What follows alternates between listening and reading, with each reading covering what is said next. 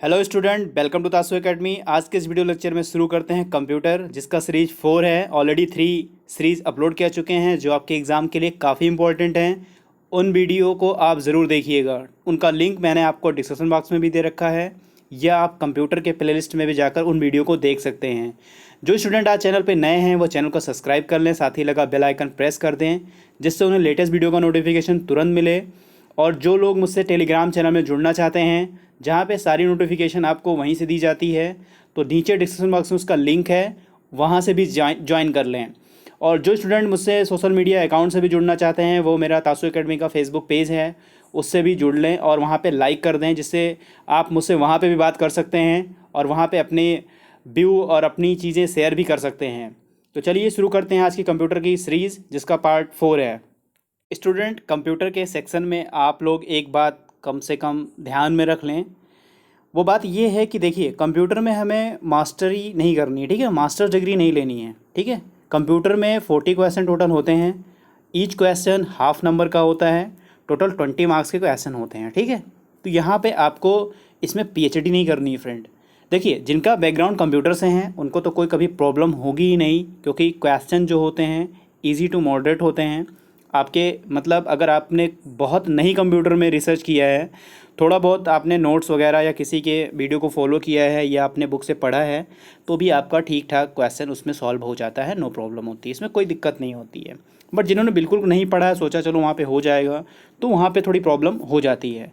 But मैं यहाँ पे आपको जो क्लियर कट बताना चाहता हूँ कि देखिए, कंप्यूटर आप पढ़िए, जो चीज़ें समझ में नहीं आती हैं उसको क्या करिए, रट लीजिए, याद कर लीजिए, ठीक है। वहाँ आपका काम बनाने से मतलब है, आपने अगर क्वेश्चन को रट लिया है और आपने अपना आंसर सही लगा दिया है तो बस ठीक है। कोई मतलब नहीं कि आपने पढ़ा था कितना नहीं पढ़ा था, क्योंकि आपके इंटरव्यू में भी आपसे कंप्यूटर अगर बैकग्राउंड है तब तो पूछा जाएगा, तब तो आप बता भी ले जाएंगे।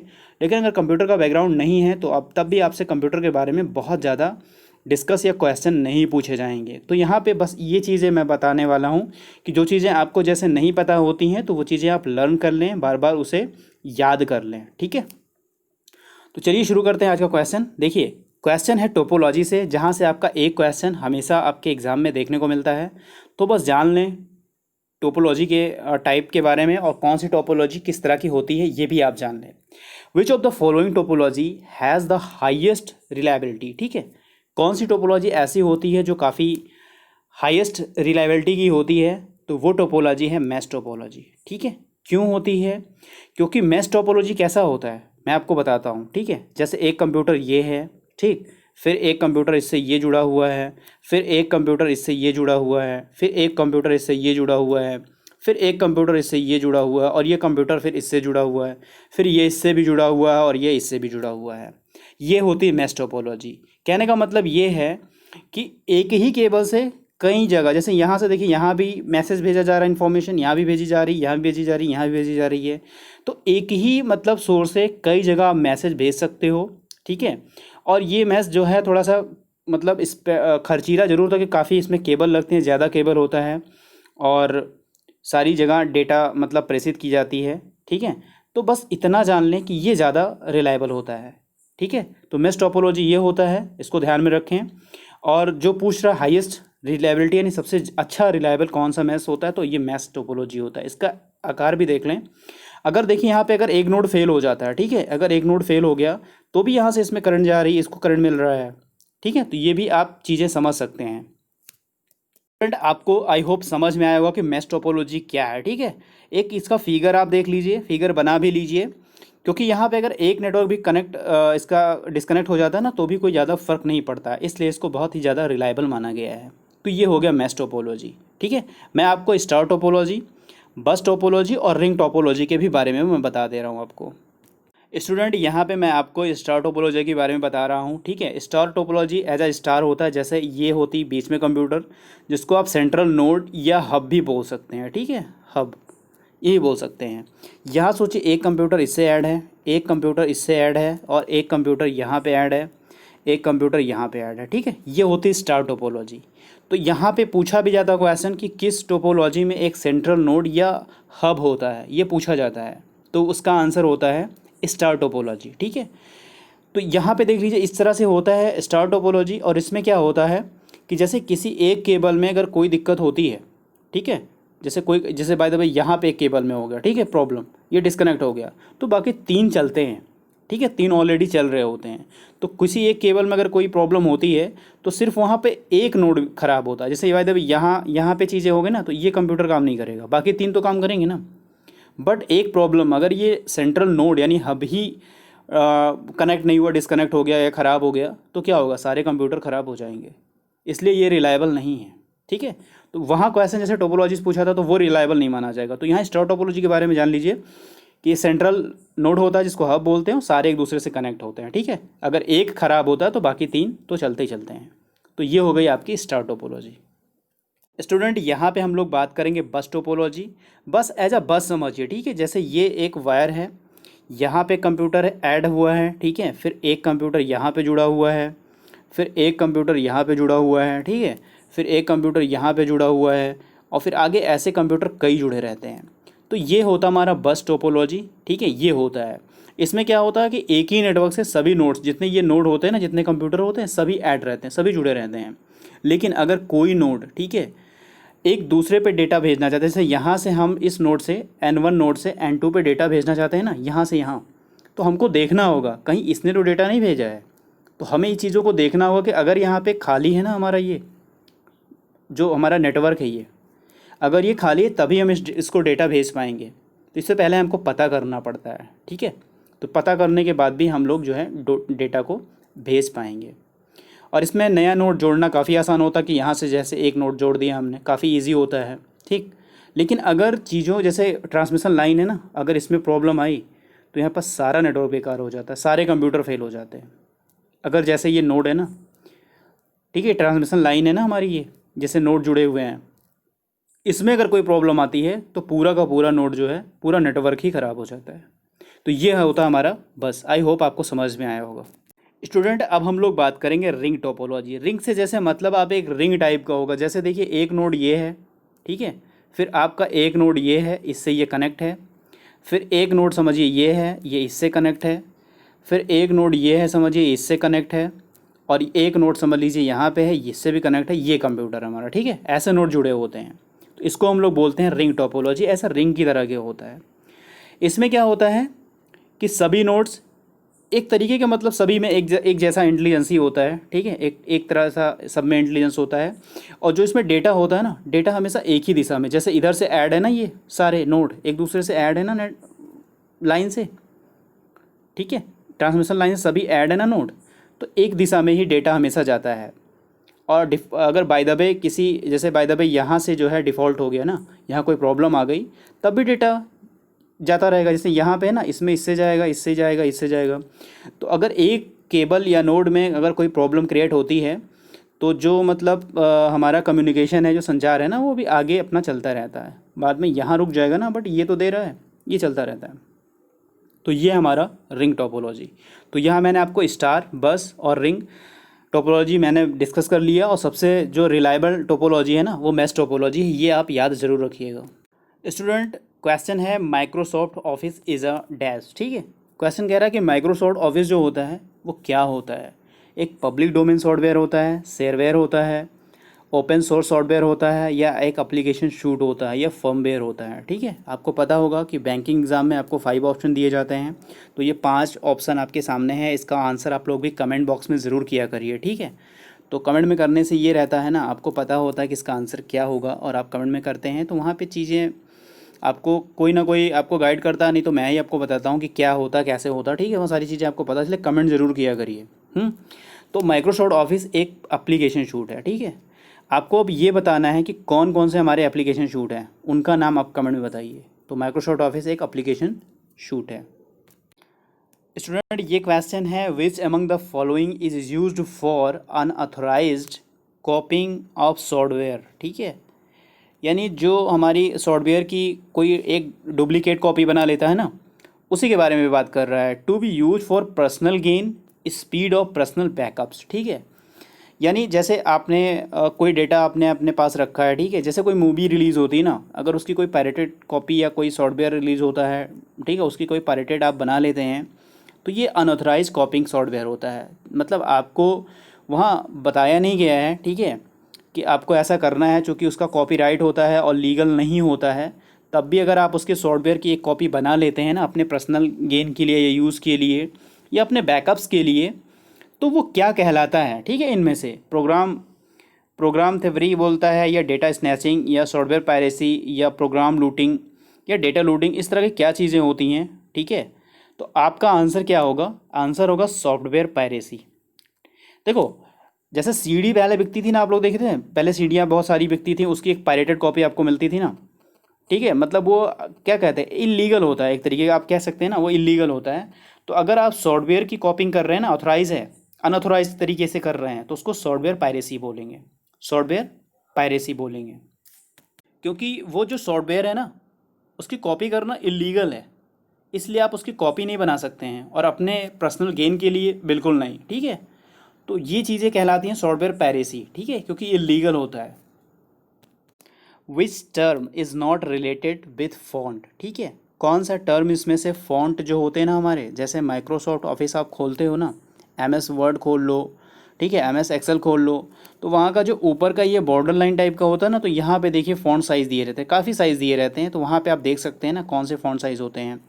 तो कौन सा इसमें टर्म जो होता है फ़ॉन्ट साइज़ से रिलेट नहीं करता, फ़ॉन्ट फेस होता है क्या, फ़ॉन्ट साइज़ होता है, फ़ॉन्ट कलर होता है, फ़ॉन्ट ग्रामर होता है, या कोई नहीं होता है, ठीक है। तो देखिए, फ़ॉन्ट फेस होता है, साइज़ भी होता है, कलर भी होता है, ठीक है, आप वहाँ से चूज़ कर सकते हैं, बट फ़ॉन्ट ग्रामर नाम की कोई चीज़ नहीं होती है। तो हमारा आंसर यही होगा, क्योंकि इज़ नॉट पूछा है, तो font grammar is not a related to font, आप ऐसा कुछ बोल सकते हैं, ठीक है। बाकी font face, font size, font colour, ये सारी चीज़ें होती हैं। The main web page of a website is also known as, ठीक है। जो वेबसाइट का जो मेन वेब पेज होता है ना, उसको क्या बोलते हैं? वो कंटेंट पेज होता है, या होम पेज होता है, इंट्रोडक्शन पेज होता है, या फर्स्ट पेज होता है, या आइस ब्रेकर पेज होता है?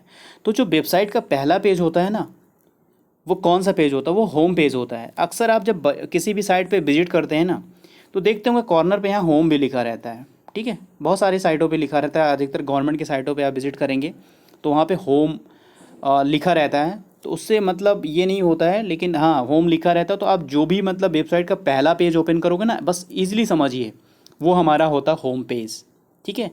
या आप मेन पेज उसको बोल सकते हो, ठीक है, होम पेज को मेन पेज भी बोल सकते हो, इंट्रोडक्टरी पेज भी बोल सकते हो वेबसाइट का, ठीक। तो ये सारी चीज़ें होती हैं। तो वेबसाइट का पहला पेज आप बोल सकते हो या मेन पेज पे हो सकते हो, तो वो हमारा होम पेज होता है। स्टूडेंट यहाँ पे पूछ रहा है कि the valid format of MS word, ठीक है। MS वर्ड का वैलिड फॉर्मेट क्या है? .jpeg होता है, .png, .doc, .exe, ठीक है, इनमें से कोई नहीं। तो डॉक्यूमेंट, चूँकि MS वर्ड पे हम लोग ये डॉक फाइल होती है ना, डॉक्यूमेंट फाइल होती है MS वर्ड, ठीक है। MS वर्ड हो गया, MS एक्सेल हो गया, तो इसका क्या होता है? डॉक होता है, .doc, ये होता है MS वर्ड का, ठीक है, वैलिड फॉर्मेट .doc होता है, ठीक है। ये MS वर्ड का वैलिड फॉर्मेट होता है। स्टूडेंट, ये भी क्वेश्चन काफ़ी बार पूछा गया है, व्हाट इज़ हाइपरलिंक, ठीक है। हाइपरलिंक क्या होता है? तो हाइपरलिंक क्या होता है, पहले हम लोग ऑप्शन देख लेते हैं ना। इट इज़ अ टेक्स्ट और image that you can click on to jump to a new document या पेज, ठीक है, ये हो सकता है। It is an input type of multimedia file होती है। इट इज़ अ कलेक्शन और डायरेक्टरी ऑफ पेज होता है, या it is the home page of a site होता है, ठीक है। इनमें से हाइपर लिंक क्या होता है? तो यहाँ पे ऑप्शन पहला सही है। इट इज़ अ टेक्स्ट और image that you can click, ठीक है, on to jump to a new document page. देखिए, हाइपर लिंक क्या होता है? आपको कोई वेबसाइट दे दी गई, जैसे वेबसाइट दे दी गई www.google.com, ठीक है, ऐसे वेबसाइट आपको दे दी गई। आपने इस पे जैसे क्लिक किया तो आप इसके मेन पेज पे पहुंच गए, मेन साइट पे पहुंच गए इसकी। तो आप क्या कर रहे हैं, जैसे आपने इमेज या टेक्स्ट पे या जो भी आपके पास आया उस पर आपने क्लिक किया, और आप जंप कहाँ कर गए? उस डॉक्यूमेंट के पेज पे या फाइल पे, ठीक है। तो सिंपली एक लिंक होता है जो रेफरेंस होता है डेटा, ठीक है, दैट रीड आप कर सकते हैं डायरेक्टली, फॉलो कर सकते हैं, ठीक है, उस पर क्लिक करके उसके वेबसाइट पे। तो बस हाइपर लिंक ये समझिए एक ऐसा लिंक होता है जिसको आप क्लिक करेंगे ना, तो उसके वेबसाइट पे आप चले जाएंगे, या उसका जो डॉक्यूमेंट पेज होगा वो पेज ओपन हो जाएगा, आप वहाँ पे चीज़ें देख सकते हैं। स्टूडेंट, ये क्वेश्चन बहुत बार पूछा गया है, which of the following option may be use to change page size and margin, ठीक है, काफ़ी बार पूछा गया है कि किस ऑप्शन में से हम लोग पेज का जो साइज़ होता है वो चेंज कर सकते हैं, जो मार्जिन होता है। जैसे हम लोगों ने अगर MS वर्ड खोल रखा है, ठीक है, तो जो ये पेज होती है ना, ऐसे खुला रहता है, इधर स्क्रॉल लगा रहता है, और ये पेज की जो मार्जिन होती है ना, वो कहाँ से लेते हैं हम लोग, या अगर हमें पेज का साइज़ चेंज करना वो भी कहाँ से लेते हैं, तो वो हम पेज लेआउट ऑप्शन से लेते हैं। ये ध्यान रखें, पेज लेआउट से हम लोग पेज साइज और जो पेज का मार्जिन होता है वो दोनों हम लोग चेंज कर सकते हैं। यही क्वेश्चन यहाँ पूछ रहा है कि हम इनमें से क्या यूज करेंगे अगर हमें पेज का साइज़ और मार्जिन चेंज करना है तो, ठीक है, तो वहाँ हम लोग पेज लेआउट का यूज़ करेंगे। पेज लेआउट ऑप्शन होता है। What is a technique use to gain unauthorise access to computer whereby the interpreter sends message to a computer with an address indicating that the message is coming from a trusted host। ठीक है, कहने का मतलब क्या है, इनमें से कौन सी ऐसी टेक्निक यूज़ की जाती है अनऑथराइज करने के लिए कंप्यूटर में, ठीक है, कंप्यूटर में अनऑथराइज एक्सेस करने के लिए, जहाँ पे इंटरप्रेटर एक मैसेज सेंड करता है कंप्यूटर को, ठीक है, उसके एड्रेस इंडिकेटिंग के लिए जो मैसेज ट्रस्ट होस्ट से आता है, ठीक है, तो वो क्या होता है, आइडेंटिटी थेफ्ट होती है, फॉर्गिंग होती है, IP स्पूपिंग होती है, या फर्मिंग होती है, फिशिंग होती है, ठीक है, इनमें से क्या होता है, तो वो होती है IP स्पूपिंग। ठीक है, IP स्पूपिंग ये क्या होता है, IP स्पूपिंग क्या होता है, ये एक तरह का स्कैम होता है। ठीक है, it is a type of scam, जहाँ पे क्या होता है, कुछ ऐसे अनऑथराइज एक्सेस होते हैं कंप्यूटर के यूजर के जो उनके इन्फॉर्मेशन को क्या करते हैं, ठीक है, प्रिटेंडिंग करते हैं, प्रिटेंड करते हैं, तो वो उसको बोलते हैं हम लोग IP स्पूफिंग। स्टूडेंट यहाँ पे एक वर्ड जो है ये ना, पिसिंग है ना, पिसिंग स्कैम भी एक वर्ड आपसे पूछा जाता है एग्ज़ाम में। ये क्या होता है मैं आपको बता दे रहा हूँ। ठीक है, जैसे किसी की जो मतलब प्राइवेसी होती है ना, कोई गुप्त जानकारी या गोपनीय व्यक्तिगत जो इंडिविजुअल नॉलेज यानी जानकारी इन्फॉर्मेशन होती है ना, वो आप ले लो। जैसे आपके बैंक अकाउंट है ना, उसकी डिटेल आप निकाल लो, ATM कार्ड होता है ना, उसका पिन आप किसी से चीज़ से जो है आप हैक कर लो, या ठीक है आप मतलब हैक नहीं कर लो, उसे मतलब आप प्राप्त कर लो, पा लो। ठीक है, एक तरह का जैसे बैंक अकाउंट है ना, उसकी संख्या आप जान लो, पासवर्ड जान लो, क्रेडिट कार्ड का आप टोटल डिटेल जान लो। ठीक है, तो ये चीज़ें होती, इनको हम लोग पिसिंग स्कैम बोलते हैं। जो आपकी मतलब जो प्राइवेसी चीज़ें हैं ना, वो आप जान ले, तो बैंक अकाउंट की संख्या, नंबर, क्रेडिट कार्ड वगैरह का डिटेल, ठीक है, ये सारी चीज़ें आप लोग जान लेते हो, वो चीज़ें होती हैं phishing scam. To justify the selected text the shortcut key is, justify करने के लिए हमें, ठीक है, इनमें से कौन से शॉर्टकट की का यूज करते हैं, तो Ctrl+J बोलते हैं ना, CTRL, जिसको Ctrl+J, justify, J for justify होता है। तो जस्टिफाई करने के लिए जो पेज होता है ना, उसको जस्टिफाई करने के लिए Ctrl+J का इस्तेमाल करते हैं, Ctrl+J जस्टिफाई करते हैं। पोर्ट्रेट एंड लैंडस्केप आर, ठीक है, ये पोर्ट्रेट और लैंडस्केप क्या होता है, page orientation, page layout, page size, page view, या कोई नहीं। ठीक है, अभी मैंने पेज लेआउट में आपको दो चीज़ें बताई थी, कमेंट में आप करके यहाँ पे आंसर दें कि अभी मैंने दूसरे तीसरे क्वेश्चन में पेज लेआउट ऑप्शन के बारे में बताया था कि यहाँ आपको क्या मिलता है। ठीक है, तो ये चीज़ें आप बताएं। बट जो पोर्ट्रेट है ना और लैंडस्केप है ना, ये आपको पेज ओरिएंटेशन होता है। जब आप प्रिंट आउट निकालते हो तो वहाँ पे आपसे पूछता है कि आप पोर्ट्रेट में प्रिंट आउट निकालना चाहते हो, लैंडस्केप में निकालना चाहते हो, तो उसको पेज ओरिएंटेशन में ही जाके उसको सेट करना होता है। ठीक है, ये होता है पोर्ट्रेट एंड लैंडस्केप, कहाँ होते हैं, पेज ओरिएंटेशन में। और पेज लेआउट का मैंने आपको बताया है, इसका बताइए कि इसमें कौन से दो ऑप्शन मिलते हैं जो मैंने अभी आपको बताया है। Workbook is a collection of dash in MS Excel. ठीक है, वर्कबुक जो होती है वो MS एक्सेल में कलेक्शन की क्या होती है, पेज सेटअप होता है, बॉटम होता है, डायग्राम होता है, चार्ट्स होता है, वर्कशीट की होती है। तो वर्कबुक को क्या बोलते हैं, कलेक्शन ऑफ वर्कशीट बोलते हैं। ठीक है, कलेक्शन ऑफ वर्क हैं वर्कबुक को MS एक्सेल में। ठीक है, MS एक्सेल में जो हमारी वर्कबुक होती है उसको हम लोग वर्क कलेक्शन ऑफ वर्कशीट बोलते हैं। ये तो हमारा आंसर होगा, आंसर वर्कशीट।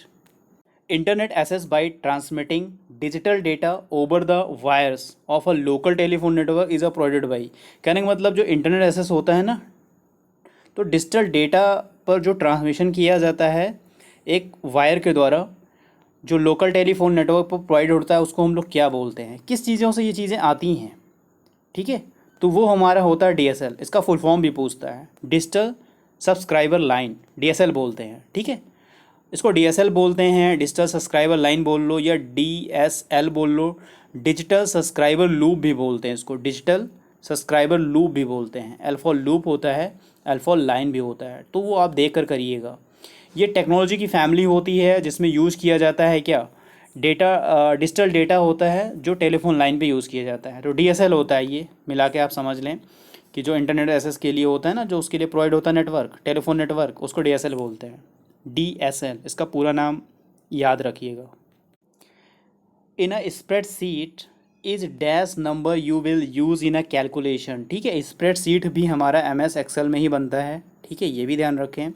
स्प्रेडशीट यहाँ से भी काफ़ी क्वेश्चन आते हैं, मैं आपको करवाता रहूँगा, ठीक है, क्योंकि इसमें डिफ़ॉल्ट सीट पूछते हैं कितनी होती है, तो वहाँ 3 डिफ़ॉल्ट सीट होती हैं, ठीक है। काफ़ी चीज़ें हैं, आगे मैं आपको बताता रहूँगा। तो डिफ़ॉल्ट सीट 3 होती है, ये भी ध्यान रखें। तो जो स्प्रेडशीट होती है ना, उसमें कौन से नंबर होती हैं जिसमें आप यूज़ करके कैलकुलेशन कर सकते हो, तो वो वैल्यू नंबर होती है, ठीक है। वैल्यू नंबर का यूज़ करके आप एक कैलकुलेशन कर सकते हो, यूज़ कर सकते हो स्प्रेडशीट में वैल्यू नंबर। और यहाँ मैंने आपको बताया कि जो MS एक्सेल में स्प्रेडशीट होती है ना, उसकी डिफ़ॉल्ट कितनी स्प्रेडशीटें वहाँ दिखती हैं ना स्प्रेडशीट, तो 1 2 3 या 3 दिखती हैं। विच of the following network devices is also called the concentrator, ठीक है। कौन सी डिवाइस नेटवर्क होती है जिसको हम लोग कंसनट्रेटर बोलते हैं, तो वो हमारा हब होता है, ठीक है। हब क्या होता है, अगर कोई सिंपल हब है ना, और simple hub is also called क्या, कंसनट्रेटर। एक सिंपल हब को हम लोग कंसनट्रेटर बोलते हैं। या हब कंटेन सेवरल पोर्ट, ठीक है, काफ़ी, जैसे भी मैंने आपको कौन सा बताया था, एक मैंने बताया था बीच में हब होता है, ठीक है, और किनारे किनारे क्या होते हैं, नोड होते हैं। स्टार टोपोलॉजी मैंने आपको बताया था। तो यहाँ पे आप उसी चीज़ को समझिए कि हब कंटेन सेवरल पोर्ट होते हैं, काफ़ी नोड लगे होते हैं फॉर कनेक्टिंग मल्टीपल कंप्यूटर्स, आप जोड़ सकते हैं, जैसे ये जोड़े हो ना मल्टीपल कंप्यूटर्स, और एक स्मॉल नेटवर्क से आप कितने मल्टीपल कंप्यूटर को जोड़ सकते हो, तो ये एक हब होता है, ठीक है। और उसी हब को हम लोग कंसनट्रेटर बोलते हैं, ठीक है, कंसनट्रेटर। तो स्टूडेंट, आज के वीडियो में बस इतना ही, मिलता है नेक्स्ट वीडियो में। God bless you to all, thank you for watching. Video को लाइक ज़रूर कर दीजिएगा और अपने दोस्तों के साथ शेयर ज़रूर करिएगा, ठीक है, जिससे उनकी भी प्रिपरेशन हमेशा बनी रहे। और ज्ञान बांटने से ज्ञान कम नहीं होता है दोस्त, काफ़ी बढ़ता है। तो इन चीज़ों को काफ़ी ध्यान रखें, काफ़ी लोगों का सहयोग करें, एक दूसरे से चर्चा करें, बताते भी रहें, ठीक है। क्योंकि जितना आप लोग प्रैक्टिस करेंगे किसी भी सब्जेक्ट का, उतना आपको ज्ञान और नॉलेज आपको बढ़ता रहेगा। Thank you for watching.